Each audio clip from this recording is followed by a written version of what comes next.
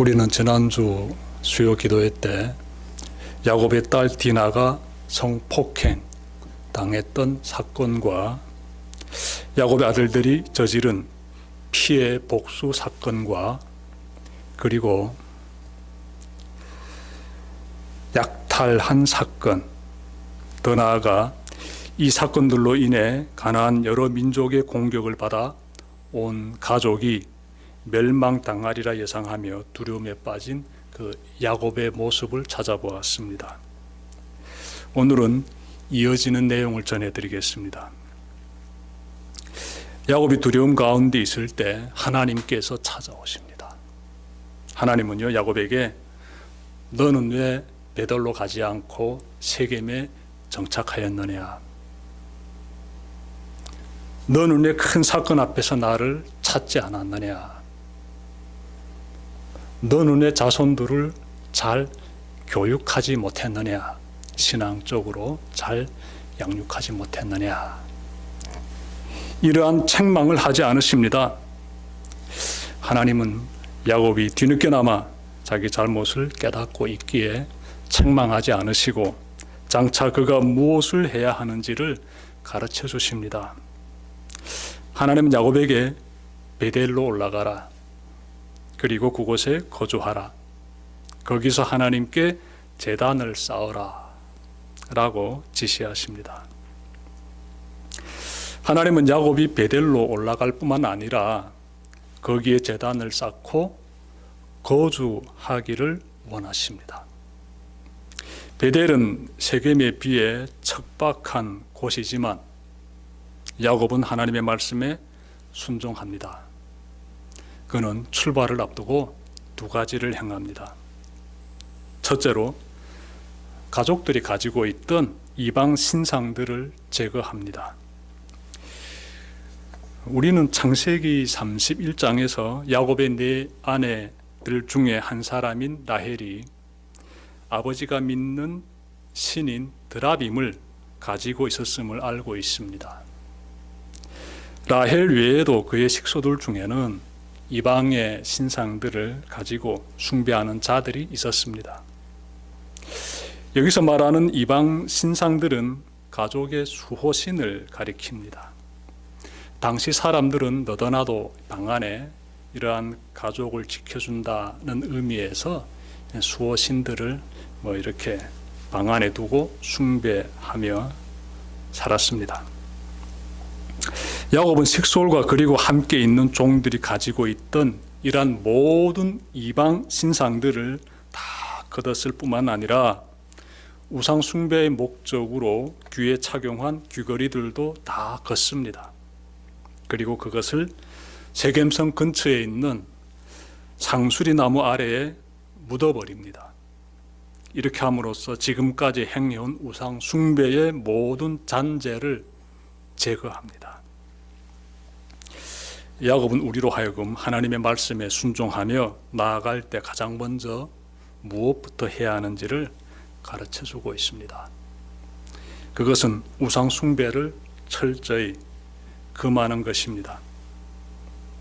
예수님은 마태복음 6장 24절에서 너희는 하나님과 재물을 겸하여 섬길 수 없다라고 말씀하셨습니다. 사도 바울은 골로새서 3장 5절에서 탐심은 곧 우상 숭배다라고 말하였으며 디모데전서 6장 10절에서는 돈을 사랑함이 일만하게 뿌리다라고 말하였습니다. 그 정도로 성경은 돈을 하나님보다 더 의지하는 것이 곧 우상 숭배의 길이자 죄악의 길임을 가르쳐주고 있습니다. 그런데 오늘날 많은 사람이 돈을 신처럼 그렇게 섬기고 있습니다. 그들은 돈을 매우 의지합니다. 그 정도로 돈의 힘이 크기 때문이지요. 돈이 가지고 있는 파워가 막강합니다. 세상을 보면 돈이 많으면 국방력도 강해지고 과학기술도 발전되고 경제력도 든든해지는 것 같습니다. 다시 말해 세상에서는 돈이 곧 힘입니다. 돈의 힘은 가정에서부터 시작하여 국가 공동체에 이르기까지 크게 작용되고 있습니다. 돈이 없으면 병이 나도 치료받을 수가 없고, 또 돈이 없으면 공부하고 싶어도 공부할 수가 없고, 사업하고 싶어도 사업할 수가 없는 것이 현실입니다. 돈이 없는 인생은 고통입니다. 특히 콘크리트로 둘러싸여 있는 도시에서 살아가는 사람들에게 돈은 생명과도 같습니다. 돈이 있어야 생존이 가능하기 때문입니다. 그래서 너도 나도 돈을 벌려고 애를 쓰는 것입니다. 이것이 현실입니다. 실상이지요. 여기서 우리가 깨달아야 하는 것은 돈에 대한 태도입니다. 돈을 신처럼 의지하는 사람들을 보면 하나같이 하나님을 믿지 않습니다. 겉으로는 하나님을 믿는 척 할 수는 있어도 속으로는 돈을 의지합니다. 내 통장에 들어있는 돈이 곧 나의 힘이며 그 힘으로 인생을 살아내려고 합니다. 그런데 인생이란 자기가 바라는 대로 흘러가지 않습니다. 누가복음 12장 16절부터 21절에서 예수님의 비유가 나오는데요. 한 부자가 많은 곡식을 바라보며 이제는 평안히 쉬고 먹고 마시고 즐기자라고 생각합니다. 이 사람을 바라보며 하나님은 오늘 밤에 내 영혼을 도로 찾으리니 그러면 내가 준비한 것이 누구의 것이 되겠느냐 말씀하십니다. 저축한 돈으로 이제부터 내 뜻대로 즐기며 살아야지 계획을 세울 수는 있습니다. 그런데 자신의 계획대로 인생이 흘러가지 않습니다. 그날 밤에 하나님이 그 사람의 생명을 걷어가시면 그 돈이 누구의 것이 되겠습니까? 제가 아는 한 분은 누구보다 열심히 일하며 돈을 벌었습니다. 그런데 며칠 전에 갑자기 쓰러졌습니다. 지금까지 교회를 멀리하고 돈 버는 일에 최선을 다한 그분을 보면서 마음이 아팠습니다. 늦었지만 이제부터라도 믿음 생활을 잘 시작하자고 얘기하고 또 그분의 회복을 바라면서 기도드리고 이렇게 돌아서 나왔는데요. 여러분, 우리가 살아가면서 늘 기억해야 되는 것이 있습니다. 네. 항상 내가 이렇게 누리고 있는 건강이 지속될 것이다 라는 그러한 꿈은 빨리 깨버리는 것이 좋습니다. 여러분, 정말 하나님을 잘 믿으면서 살아내야 되는데 이 돈이라는 이 유혹 앞에서 이렇게 매진하게 되면은 어느 순간 갑자기 쓰러지게 되고 그러게 되면은 후회하게 되지요. 아, 내가 삶을 좀 낭비했구나. 통절이 정말 가슴 치면서 돌아보게 되지요. 우리가 믿는 하나님은 온 만물을 창조하시고 다스리시는 분이십니다. 우리가 필요로 하는 그 재물을 부어주시는 분이 하나님이십니다. 그럼에도 불구하고 사람들은 하나님을 멀리하고 돈을 의지하며 돈에 집착합니다. 안타깝습니다. 그렇게 살다가 불현듯 찾아오는 건강의 적신호 앞에서 꼭 후회하게 됩니다. 우리는 이런 삶을 살아서는 안 되겠습니다. 여러분이 하나님을 의지하는지 아니면 돈을 의지하는지는 헌금을 드리는 그 모습을 보게 되면 알 수 있습니다. 여러분이 예배시 드리는 헌금은 곧 나는 돈이 아닌 하나님을 의지한다는 신앙의 표시입니다. 그런 의미에서 11조 생활은 너무나 중요한 신앙의 표시가 되겠습니다.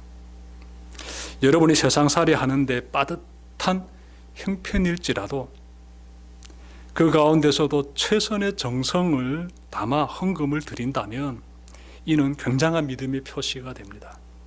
여기서부터 신앙의 삶이 시작이 됩니다. 나는 돈이 아닌 하나님만을 의지한다는 것이 그 예물에서 드러나기 때문이에요. 야곱이 세겜을 출발하기에 앞서 이방의 신상들부터 제거했듯이 여러분도 내 안에 움츠리고 있는 우상의 요소들부터 찾아내고 제거함으로 믿음의 첫 발을 내디디시길 바랍니다.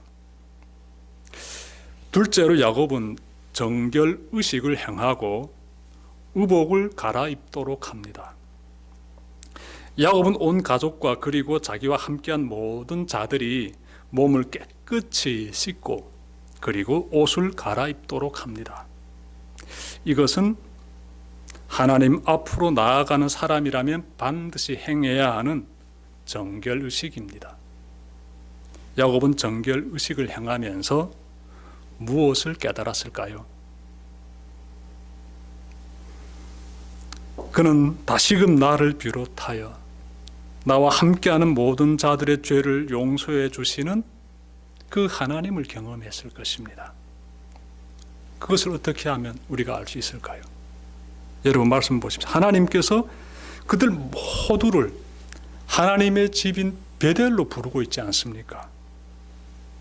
야곱은 죄 용서받은 자들이 무엇을 행해야 하는지를 잘 알았기에 그래서 몸을 깨끗이 씻고 깨끗한 옷으로 갈아입도록 지시한 것입니다. 하나님의 은혜를 깨달은 것이지요. 하나님께서 우리의 그 지나온 그 삶 가운데 덕지덕지 붙어있는 그 죄악들을 다 용서해 주시고 우리를 하나님의 집 베델로 부르고 계신다는 것을 야곱이 알았기 때문에 이와 같은 정결의식을 행하고 있는 것입니다. 여러분, 이 모습이 왠지 익숙해 보이지 않습니까? 야곱과 그와 함께한 사람들이 죄 용서를 받았다는 의미에서 몸을 씻고 깨끗한 옷으로 갈아입는 모습이 낯설지 않을 것입니다. 우리의 삶에서도 이런 모습들이 자주 나타나기 때문입니다.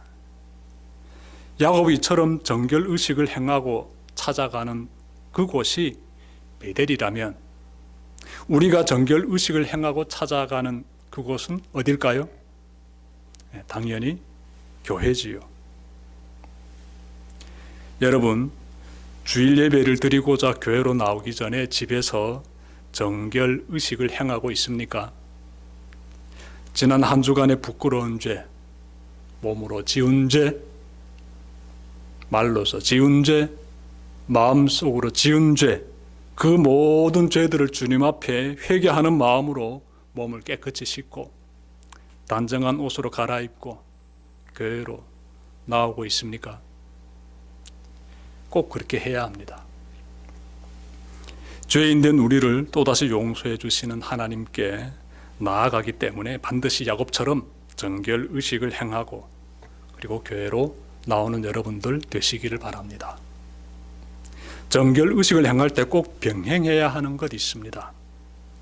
단순히 물로 몸을 씻고 깨끗한 옷으로 갈아입는 데서 그치면 안 됩니다. 진심 어린 신앙 고백을 하는 가운데서 이 모든 의식을 행해야 합니다. 신앙 고백이 있어야 돼요. 즉 예수님의 십자가의 피로 나의 모든 죄가 깨끗이 사함을 받았다는 그 믿음의 고백을 하는 가운데서 정결의식이 행해져야 합니다. 주님의 피를 기억하는 것이지요. 그러한 사람이 예수 그리스도로 옷을 입은 사람입니다. 우리는 그리스도의 옷을 입고 예배자의 자리, 하나님 앞으로 나아가야 합니다.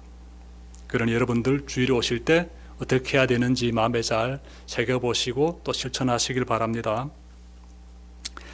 야곱은 이방 우상들을 제거하고 그리고 정결의식을 행한 뒤 온 가족과 그리고 함께하는 모든 자들을 이끌고 베델로 출발합니다. 세겜에서 베델까지 거리는 약 40km 정도 됩니다.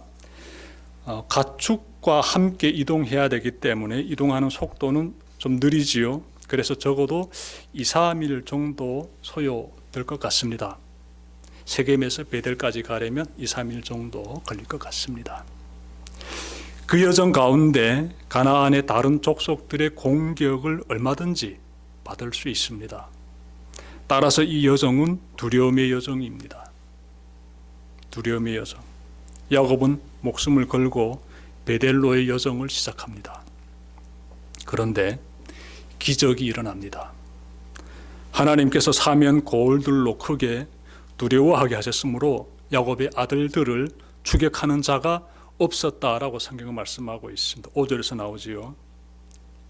세겜 사건이 터진 이후 가나안 사람들이 크게 분노했으나 하나님의 능력이 그들을 제압하고 있었습니다.